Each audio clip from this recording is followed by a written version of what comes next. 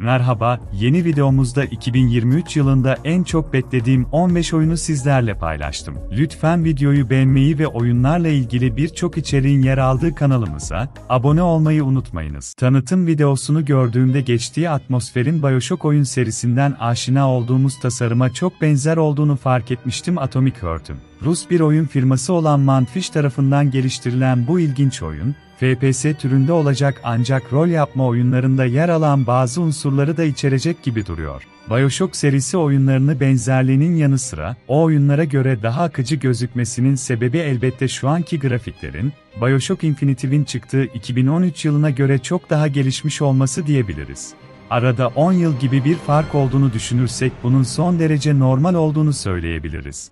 Yıllardır Harry Potter severler tarafından beklenen, Hogwarts evreninde geçen açık dünya oyunu Hogwarts Legacy, Şubat ayında çıkışını gerçekleştiriyor. Bu yıl en çok beklenen oyunların başında gelen ve çocukluğumuzun en çok bilinen eserlerinden, Harry Potter'ın sırlarla dolu büyücülük okulunda geçen bir oyun elbette çoğu 90'lar kuşağı çocuğu için çok heyecan verici bir gelişme. Tanıtım ve oynanış videolarından görüldüğü kadarıyla, bu açık dünya oyunu keşif duygusunu çok iyi bir şekilde yansıtacak ve sizi tam bir Hogwarts öğrencisi gibi hissettirecek. Bakalım Hogwarts Legacy bu beklentileri ne oranda karşılayacak? Zamanı geldiğinde bir kısmımız oynayarak, büyük bir kısmımız ise ekonomik şartlardan dolayı oyunu alamadığından izleyerek, buna karar verecektir. Uzayda geçen korku temalı oyunlar düşünüldüğünde, en iyilerden biri hiç şüphesiz Dead Space'ti. Oyununun remake olarak geliyor olması, türü seven çoğu oyuncu için oldukça sevindirici bir haber. Kaliteli oyun arayışında olan tüm oyun severler için Dead Space Remake, umarım beklentileri karşılar.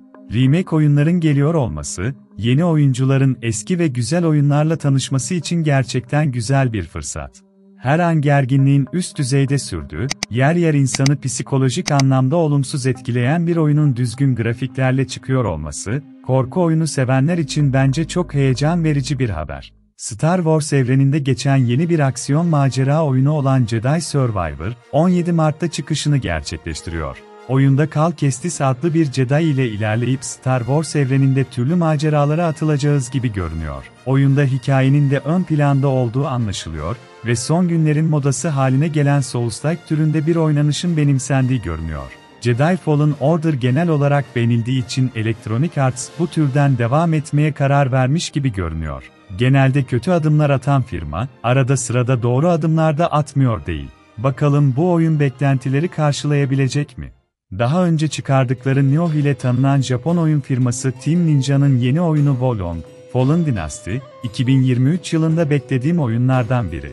Aksiyon ve RPG öğeleri bir araya getiren Souls-like türünde olacağını öğrendiğimiz oyunda karanlık bir atmosferin kullanılacağını görüyoruz.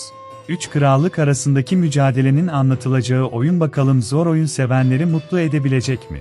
Oyunun çıkış tarihi ise 3 Mart olarak açıklandı. Yıllardır beklenen Diablo serisinin 4. oyunu, nihayet hayranları ile buluşuyor. Diablo serisinin diğer oyunları gibi Diablo 4 de hack and slash türünde ve izometrik kamera açısına sahip bir oyun olacak. Duyurulduğunda oyun dünyasında çok büyük bir heyecan yaratmıştı diyebiliriz. Özellikle türü seven ve seriye gönülden bağlı olanlar oyunun çıkacağı ay olan Haziran'ı merakla bekliyorlar. Bu kadar yıl sonra bir Diablo oyununun geliyor olması elbette tüm oyun dünyasını heyecanlandırmıştır. Bakalım Diablo 4 tüm bu beklentileri karşılayabilecek mi? Hep beraber yaşayıp göreceğiz. Oyunu geliştiren ekipte Elder Scrolls serisinin yaratıcısı Todd Howard'ın yer aldığı, uzayda geçen ve bilim kurgu temalı yeni bir açık dünya RPG oyunu olan Starfield, bu sene belki de en çok beklediğim oyun diyebilirim. Her ne kadar Hogwarts Legacy'de bu konuda kafamı karıştırıyor olsa da Todd Howard'ın beni pişman etmeyeceğini düşündüğüm için bu oyundan daha umutluyum diyebilirim. Çünkü ne kadar hataları mimlere konu olsa da Skyrim, oyuncular için her zaman unutulmayan oyunlar arasında yer alacaktır. Bu yüzden ister istemez bir beklenti içine giriyorsunuz ve bu ekibin iyi bir şeyler çıkarabileceği umuduna kapılıyorsunuz. Bakalım oyun bizi pişman mı edecek, yoksa yıllarca konuşulacak bir oyun mu karşımıza çıkacak, göreceğiz. İlk oyununda zombilerle dolu bir adada hayatta kalmaya çalıştığımız Dead Island oyununun devamı da 2023 yılında çıkışını yapacak oyunlardan biri.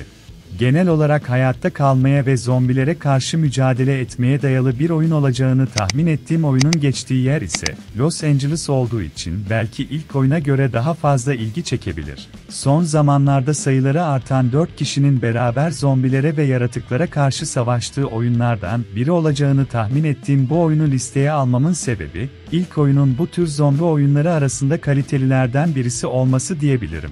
Bakalım karşımıza basit bir Left 4 Dead klonu mu yoksa vuruş hissi iyi olan bir hayatta kalma zombi oyunu mu çıkacak?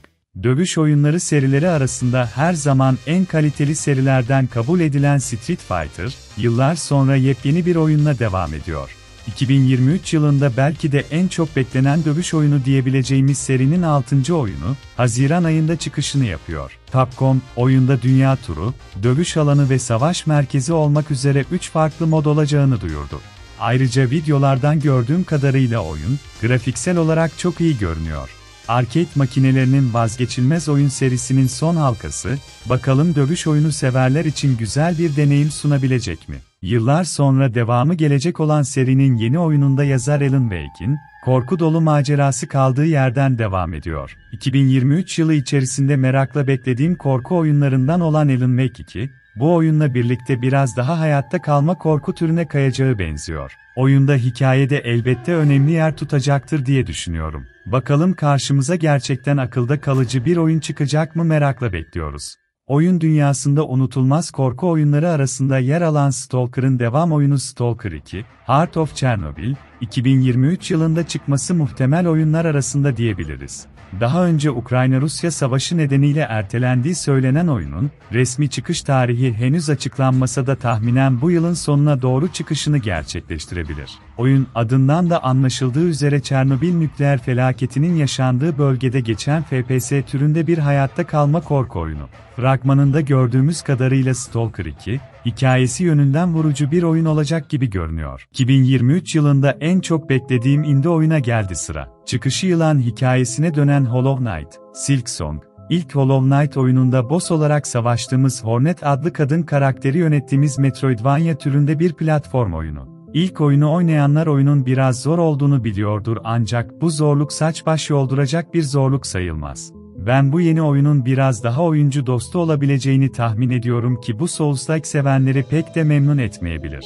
Oyun platform ve Souls-like unsurlarını birleştiren oyunlar arasında en iyi serilerden desek abartmış olmayız ki bu biraz da yeni oyunun kalitesine bağlı. Özellikle oyun severler arasında çıkardığı sempatik sesler ile çok fazla sevilen Hornet karakteri ile oynuyor olmak da beklentiyi bir tık arttırmıştır diye düşünüyorum. Bakalım bu devam oyununda ilk oyunun kalitesine yakın bir oynanış bulabilecek miyiz? Son günlerde iptal ettiği projelerde adından olumsuz yönde söz ettiren Ubisoft, eğer bu projeyi de iptal etmezse Assassin's Creed Mirage bu yıl içinde çıkacakmış gibi duruyor. Oyunun oynanış anlamında serinin ilk oyunlarına benzeyeceğini, yani bir bakıma özüne döneceğini belirten Ubisoft, bakalım bizi şaşırtıp kaliteli bir oyun çıkaracak mı? Oyuncuların büyük bölümü, Assassin's Creed serisinin tekrar özüne dönmesini olumlu karşılayacaktır diye düşünüyorum. Fakat bu biraz da oyunun beklentileri karşılayacak kalitede bir oynanışa sahip olmasına bağlı. Gizlilik ve parkur mekaniklerini tekrar eskisi kadar iyi yapabilirlerse belki seri tekrar kendini bulabilir diye düşünüyorum.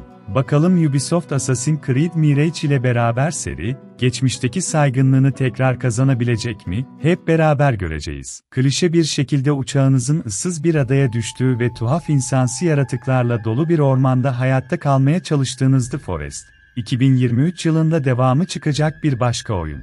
İlk oyunda ilerledikçe, hikaye anlamında oyuncuları çok şaşırtan ilk oyunun devamı, bakalım yine aynı etkiyi yaratabilecek mi? En çok beklenen oyunlar listemde belki de en az beklediğim oyun olmasının sebebi de yeni olarak ne anlatabilirler noktasında şüphelerimin olması. İlk oyundan bağımsız bambaşka bir hikayeyi oynayacağımız, Sons of Forest adlı bu hayatta kalma korku oyunu, bakalım en azından ilki kadar oynanabilir bir oyun olabilecek mi? Ormanda yaşamanın pek de akıllıca bir fikir olmadığını hatırlatan Forest serisinin yeni oyunu da Şubat ayı içerisinde çıkacak gibi görünüyor. 2023 yılında en çok beklediğim bir başka aksiyon rol yapma oyunu ise Forspoken diyebilirim. Tanıtım videolarını gördüğümde, grafiksel anlamda çok güzel dursa da elbette oyun çıkmadan, kesin konuşmak mantıksız olacaktır. Çünkü bu konuda o kadar çok kandırıldık ki insan şüphe etmeden duramıyor.